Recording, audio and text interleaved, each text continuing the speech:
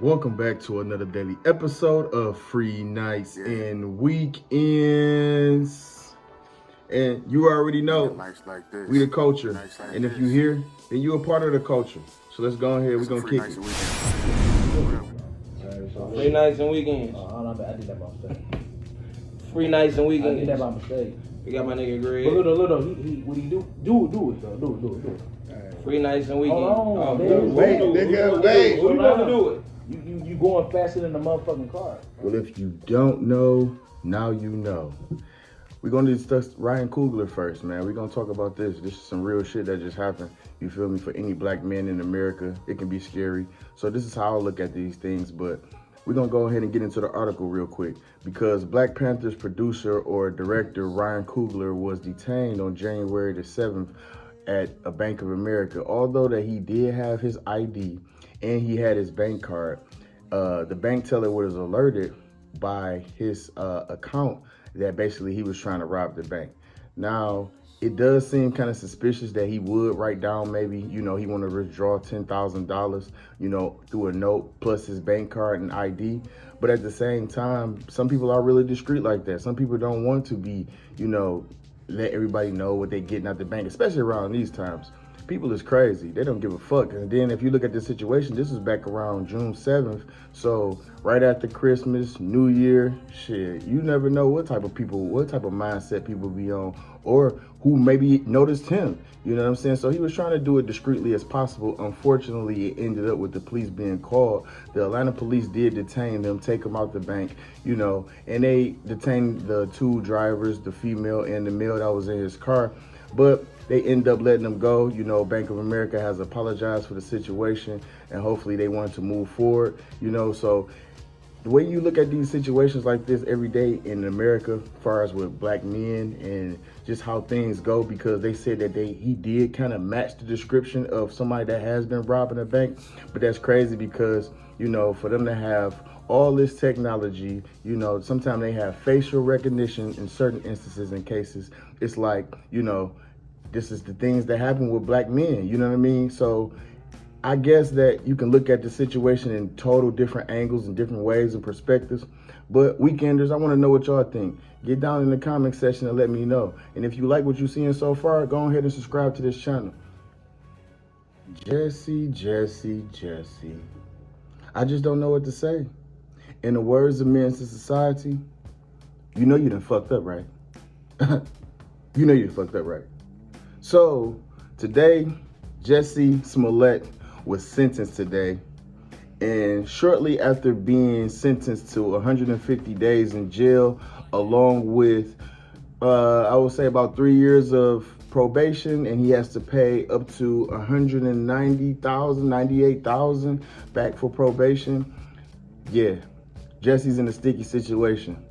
And he went on a rant and he said, blah, blah, blah, blah, blah. That he's not suicidal, Judge, Your Honor, and that he thanks him and he respects his decision. Although Judge Lynn was very harsh with him and he told him that he doubled down on what his decision was because he said that Jussie orchestrated a hoax and that he played basically with federal funding. So, this is why he's doubling down on why he's giving him this type of sentence. Now, a person is crazy because as outside average people, I'm an average person, you know what I'm saying? We look at a person that's, got fame and maybe fortune, insides connections. It's like, why would you throw your life away? Why would you throw away this bullshit for nothing? You know what I'm saying? So now that this guy, he has not only does he has a federal felony, he has to go to jail. So he's serving time. He's going to be serving time in the Cook County out of Chicago. You know what I'm saying? This is where his sentencing was and when he had to have his trial at. It was a 5-hour deliberation today.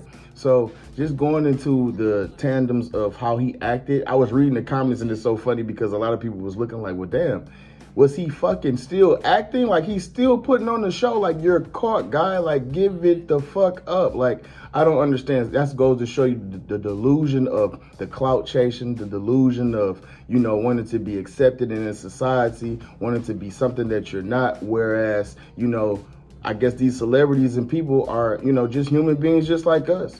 and which should be known, but at the same time, a lot of people have people around them that's not guiding them, a lot of yes men, and then somebody should have told him, like, because I'm pretty sure he ran his mouth and probably told somebody about what the fuck he was going to do, or the Nigerian brothers that he, allegedly had sex with, or whatever the case may be. Hey, this not a good idea, my boy.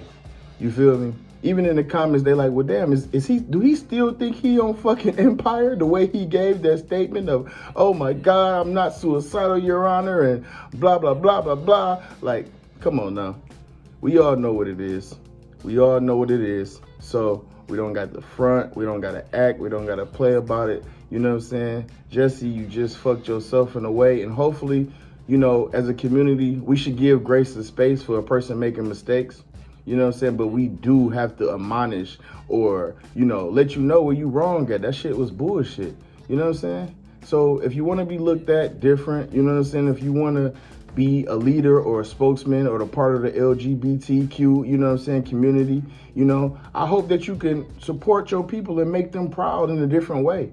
Instead of making a mockery out of, not only black men, but as well as your fellow gays. You know what I mean? Because we all should be respected. We should all have a certain level of discernment and disdain, for certain things. And we should all hold each other up to a higher level of standard. Yo, if you're feeling the vibes right now, go ahead and push that like button. It'll really help me out right now. And plus, if you're not subscribed, go ahead and subscribe if you like what we're talking right now. So I want to get into it a little bit about the Nicki Minaj interview. At first, I used to kind of be opposed to her. Not saying that opposed to her like I didn't like her, but I'm not the one that really listens to female rappers or female raps. You know what I'm saying? All the time. It got to be like maybe she's on a male beat or something like that. I'm just kicking it real. I know people might say, oh, well, you sound sexist, you sound misogynist. No, that's just my preference of what I ride out to. Like, I really don't even listen to R&B or slow music, but, that's a whole different other subject. But we're going to go ahead and get into that. But when I seen from the perspective when she did from the Joe Budden interview with Nicki Minaj, I really commend her.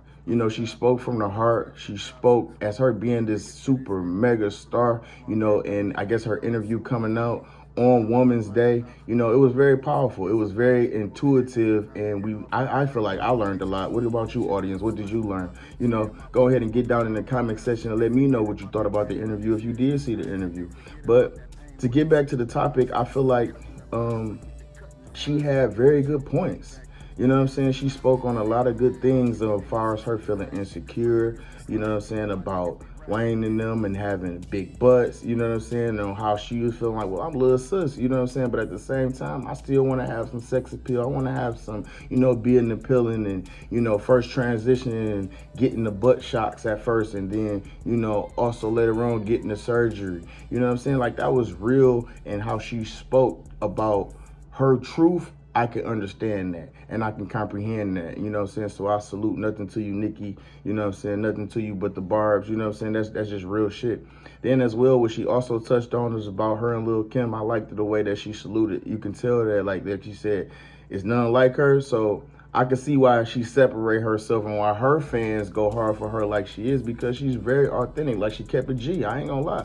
Kept it straight, real shit. Like how we say shit in Detroit, like, hey, 100, you feel me? You kept it G, you feel me? So I'm looking at it how she said, Lil' Kim, she is a great woman. She is a good woman. I can't say that she shouldn't have been on this cover of Vogue. Me and her should have been on Vogue. You know what I'm saying? So I can understand totally where she's coming from. She's giving props where props do, and that's what we need to see more of, I guess, in our community, or even as with black women, black men, you know what I'm saying? Somebody has to set the tone. Somebody has to set the leadership, as well as she's saying, as well as Jay-Z being a why isn't there a black woman Jay-Z? You know what I'm saying? Or the figurative thought, or, to have this woman have this higher position as a Jay-Z, you know what I'm saying? So I could tell that she's trying to break the mold and do things, and the way she move and is calculated, I commend her. And Joe did a really good job on interviewing her too, asking all the right questions, hitting all the right sweet spots, you know what I'm saying? Especially when she talked about her baby and, just being genuine, connecting with her people. You understand what I'm saying? When she was saying like her baby still didn't have a nanny, or she tried to have nannies, you know what I'm saying? Or the way that she maneuver and go through things. But I guess at the end of the day, everybody is human. You know what I'm saying? We all bleed. eat shit the same. You feel what I'm saying? We all succumb to things. We all affected by certain things that maybe we want to express. Some things we might not want to express.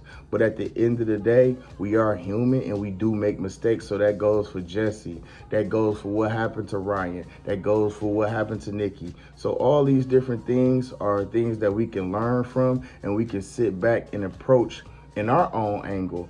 Or if we don't want to approach it, we can be bystanders and look from it and maybe teach somebody else that may not understand, you know. So I appreciate y'all if y'all tuned in and y'all listening to some real shit. You know, we got more content coming out for y'all. Let's get it. Welcome back to another daily episode of Free Nights and Weekends. Yes, sir. Hey, I just want to hear it. And the first thing you said, why you gonna just say nigga it's ass? You ready? Well, Niggas niggas what? not ass, it's the bull.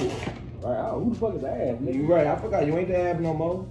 I ain't never been the ass. I always called you Trey ass. And I told you to not. You don't call me? Yeah, right, when you said at the club.